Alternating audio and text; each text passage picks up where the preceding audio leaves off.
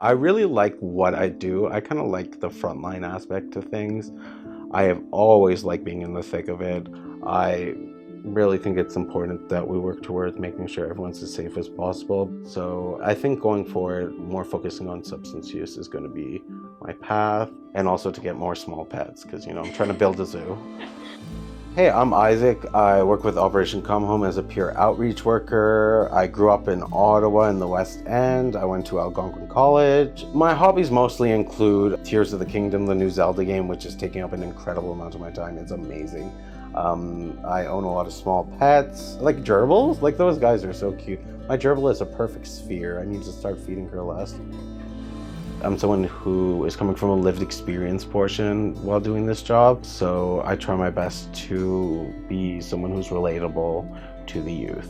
When I was really young, I really did struggle with mental illness, and I couldn't function really, so I'd be wandering around, all that thing, and I ended up staying at the young men's shelter, and it was hard, especially when you're young. I was one of the youngest people there.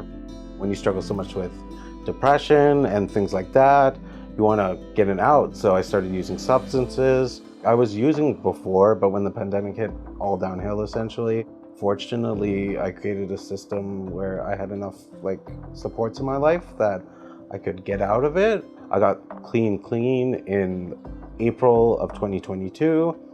I had exactly one relapse in between then, and during that time, I ended up ODing. Pure fluke, I lived. I recognize that.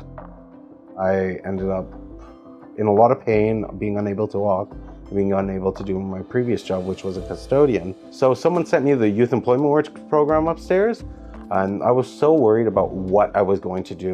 When someone left the outreach position, I decided I was going to apply for it, and I got the job. My life has gotten increasingly better since then, just when there's a self-fulfillment aspect to it, where the more you add to your life that works for you, the more you can do everything else. I love working with youth. I love interacting with people. I love working in harm reduction personally. I do nerd out over the data and all that. I find it very interesting. And I find it useful to help people, especially since I understand what they're doing, how they're doing it.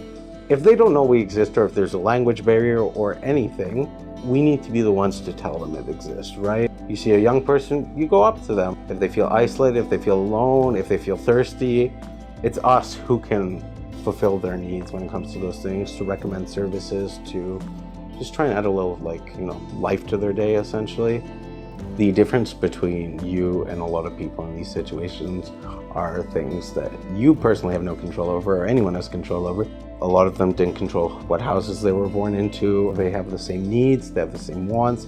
They all have dreams, they all have lives they've lived. The supports are a major part of this. We are all a community, and we're all part of a wider community. And when we lift the people in the community up that are kind of on the lowest rungs, who need the most basic of their needs met, then everyone gets lifted up at the same time.